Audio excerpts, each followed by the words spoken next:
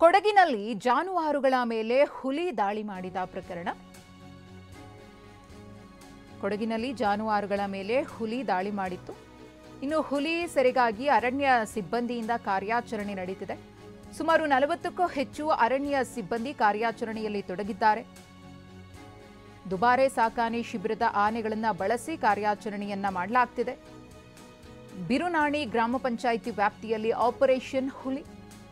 ಕಳೆದ 15 ದಿನಗಳಲ್ಲಿ 5 ಜಾನುವಾರುಗಳನ್ನು ಹುಲಿ ಕೊಂದು ಹಾಕಿದೆ. 2 ಹುಲಿಗಳಿರುವುದು. ಈ ಹುಲಿಗಳನ್ನು ಸೆರೆ ಹಿಡಿಯೋದಕ್ಕೆ ಅರಣ್ಯ ಇಲಾಖೆಯಿಂದ ಆಪರೇಷನ್ ನಡೀತಿದೆ.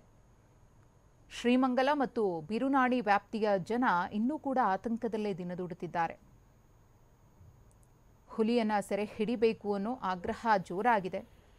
ಕಾರ್ಯಾಚರಣೆಯೂ ಕೂಡ ನಡೀತಾ ಇದೆ. ಸುಮಾರು 40ಕ್ಕೂ ಹೆಚ್ಚು ಅರಣ್ಯ ಇಲಾಖೆಯ ಸಿಬ್ಬಂದಿಯನ್ನು ಕಾರ್ಯಾಚರಣೆಗೆ ಬಳಸಿಕೊಳ್ಳಲಾಗ್ತಾ ಇದೆ. ಹುಲಿ ಸೆರೆ ಸಿಗೋವರೆಗೂ ಕೂಡ ಅಲ್ಲಿನ ಗ್ರಾಮಸ್ಥರು ನೆಮ್ಮದಿಯಾಗಿ ನಿದ್ದೆ ಮಾಡುವಂತಿಲ್ಲ.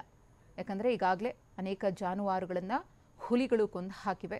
ಒಟ್ಟು 2 ಹುಲಿಗಳ ಸಂಚಾರ ಈ ಭಾಗದಲ್ಲಿ ಇದೆ.